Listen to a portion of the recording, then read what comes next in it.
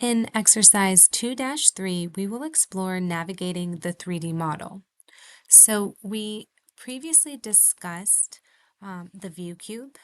As a reminder, if you click on the default 3D view, when it says save the project, feel free to go ahead and click save.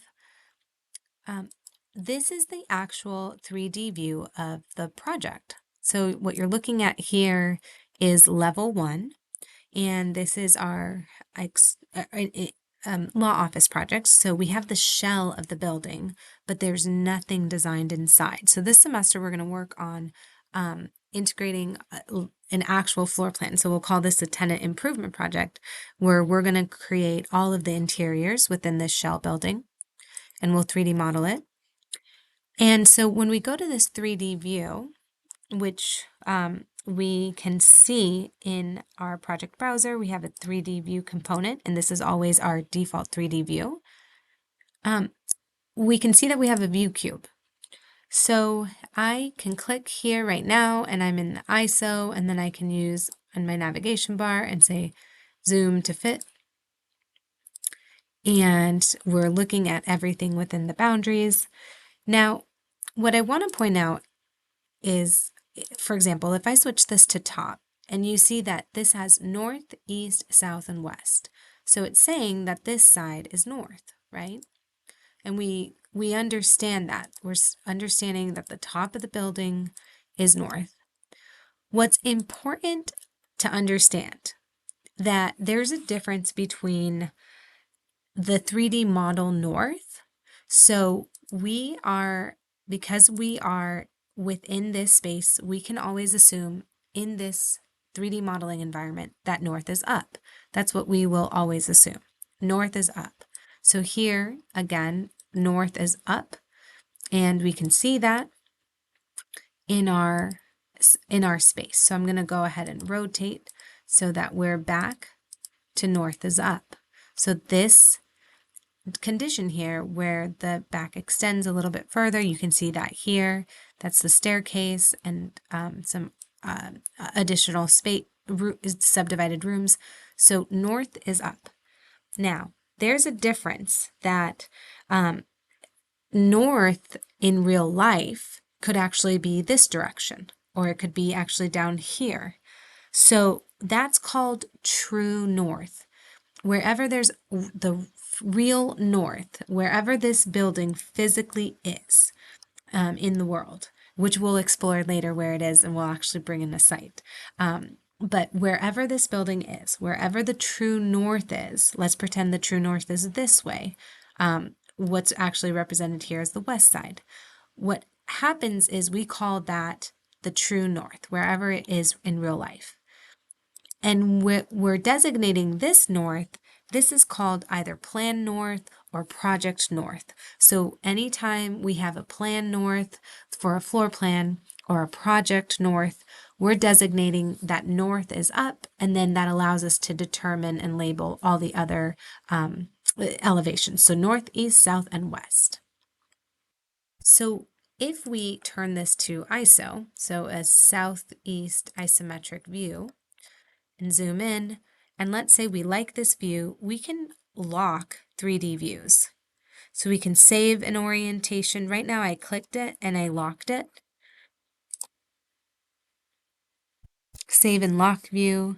I can save this 3D view, and I can say Southeast ISO, so I can name it. We'll go ahead and take out the little. There, it's happy.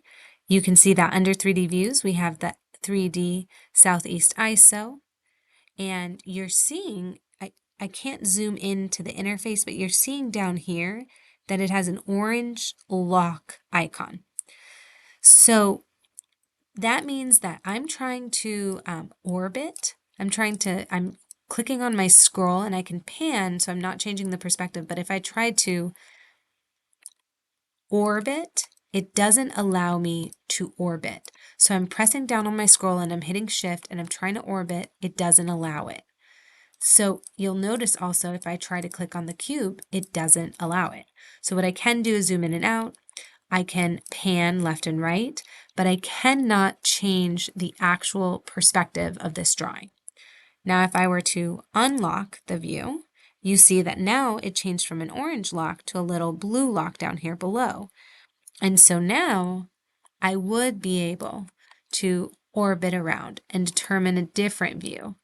And then you'll notice that it's still that same, I'm still within the same view, but then if I go ahead and determine a different view and hit save and lock view, it will actually now save it. So this is no longer southeast, it's actually southwest. So we can double click on here, rename it and say southwest.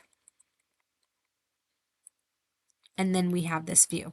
You can also, in addition to saving and unlocking, we can restore a previous view. So if we wanted to restore a certain view, we brought it back now to the last view, which was the southwest view. So if I unlock, orbit, and then say restore, it restores it back. So then I can, and locked it.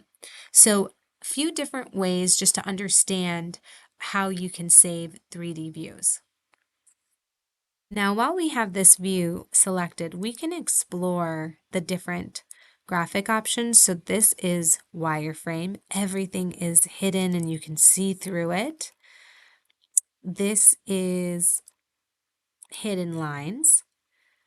So we're seeing it as true objects with the line edges. This is shaded, so it keeps hidden lines but then adds shading to it. This is consistent colors, so it has the one main consistent color from the material. We can add textures, so if your material is uploaded has texture, you can start to see that here, where it's now no longer just a consistent color, but it's actually textured and shows shade, more so little shade and shadow. And then additionally, we can do realistic. And realistic is not a style that you necessarily want to be in often because it's rendering it. So right now I have my view locked, so I'm going to unlock it so that I can orbit. But you'll notice that it starts to have the grass kind of appear as real grass, and the materials are rendered so the lines are, this view is rendered so the lines are a little softer here. But again, because it's rendering it, it does slow down the model size. So really where we want to primarily be is in hidden lines. So when we're in our 3D space, if we right click on our ViewCube, we can scroll down to Orient View and actually determine different floor plans or elevations or even sections to go through. So you'll notice here's our section 1 and 2. So if I click section 1, it has brought me to section 1. If I go back to Orient View and say section 2, now we're at section 2. So another way to toggle between the different views, clicking through your tabs, showing it and lowering the tabs here, or right clicking and going to Orient View and selecting a specific view like the North View, or we'll go now to the South View, the entrance, South elevation. So it's a great little shortcut to pulling up views quickly. Next, we'll look at section boxes. So I want you to orient to section 1. And when we are within our space, you'll notice that our section box, in our properties palette, we have a section box option, and we can turn that section box off and on. Now we're not seeing much here because this is a flat section, if you will. But if I were to go into isometric, you can see if I toggle this section box off and on, I can see the building entirely. And then when I toggle the section box, I'm seeing a portion of the section. So you're seeing this section box turn off and on.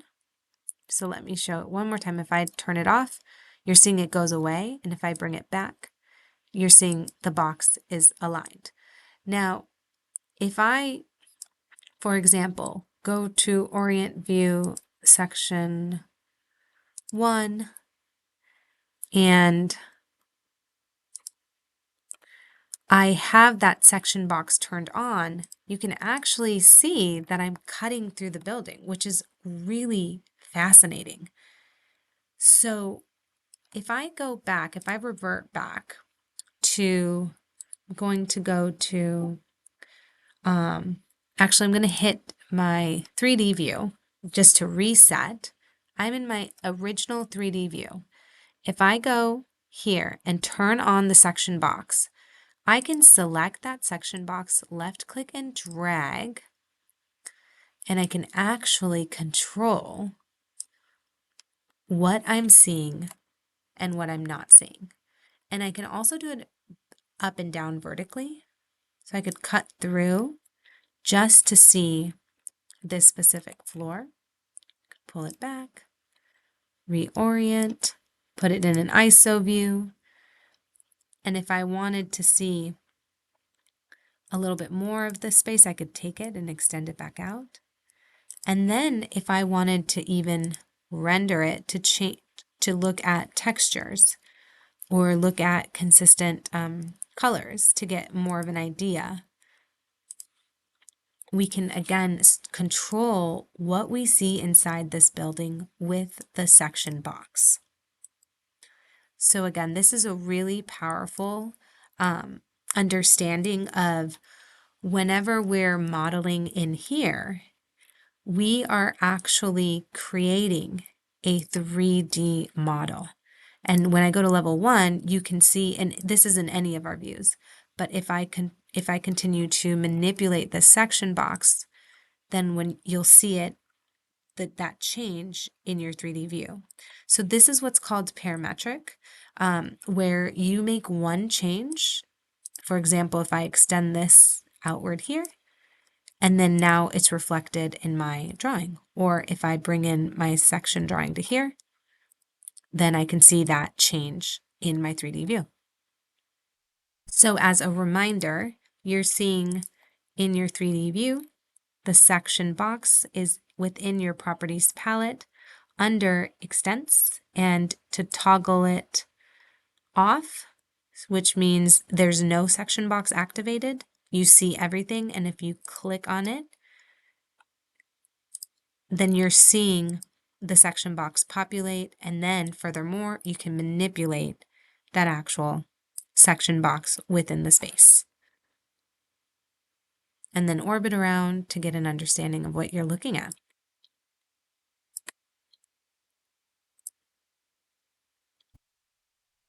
For now, I'm going to go ahead and turn this section box off. So I'm clicking in the negative space, scrolling down and unchecking the section box. And I'm going to go ahead and close this window, close my section. I'm going to go ahead and go back to my level 1 floor plan. So here we can spend a little bit of time looking at different camera views. So initially, now you know, anytime you hit that house, you pull up the 3D model. When you click on those little arrows, you'll notice that we have the house is the default 3D model view, and then we also have the option to do cameras. So if I actually wanted to explore the camera, I could actually go to, I'm going to go to level 2. So I opened up the floor plan, went to level 2. So now I'm toggling between level 1 and level 2. And in level 2, with my camera turned on, I can place the camera. So the camera is 2 steps. First, you can left click to place where on the plan does the camera sit. And then the second step is to determine what direction are you looking? Are you looking back here? Are you looking over here? And also how far? Because if you only go out this far, you're not going to be able to see the exterior wall or these doors. So it's really important that when you get camera views, you extend past the building to make sure that you see everything. So when you're happy, then you left click. And when you left click, you can see that this is my camera that I created. And here is it's extending all the way out there. So this is the actual view. So within this view, again, we have our crop region, which we know now, we can hide or bring back by double clicking here. And we can also select that crop region and extend and move out. So we can control how much we're showing. So this is actually looking at the entry of the building, and this is our lobby space where we have a double height. So what's exciting about this is the camera allows us to look at a 2D floor plan and really visualize it in 3D. So if I go back to my level 2 and I left click and drag and bring this in, and I'll bring it in even further just to be dramatic, and then I go back to that view, you're noticing I don't see anything, right? And again, that can happen. If you don't extend your camera depth out far enough, if you don't drag it out far enough, you will not see everything. So you can actually tell where the camera drag stops because it's just white space within the drawing. So if I were to take this and split my screen, for example,